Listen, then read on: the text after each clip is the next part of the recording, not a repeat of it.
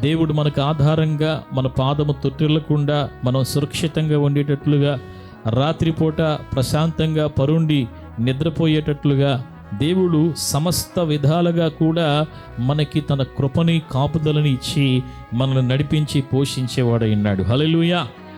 ఈరోజున ఎన్నో జీవితాల్లో ఏమండి, ఎంత కష్టపడినా కానీ మాకు సుఖం లేదనే వాళ్ళు ఎంతోమంది ఉన్నారు.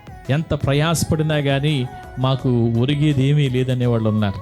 అయితే నిజంగా మనలో దేవుని వాక్యం మనలో స్థాపించబడి ఉంటే మనం ఎన్నటికీ కూడా తొట్టెల్లో మన కాలు చిక్కుబడదు అన్నాడు దేవుడు. హల్లెలూయా. దేవుడే మనల్ని తప్పించకపోతే ఈ పాటికి మన చిక్కులనేవి అరికాల దగ్గర నుంచి నడినెత్తి దాకా మనకి ఎన్ని చిక్కులు వచ్చాయో మనకే తెలీదు. ఎన్ని రకాలైన ఇబ్బందులు వచ్చాయో వాటిని ఊహించుకోవడానికి కూడా మన ఊహకు అందవు. అలాంటిది దేవుడు మనల్ని ప్రతి విధమైన చిక్కు నుంచి విడిపిస్తూ ఉన్నాడు. హల్లెలూయా.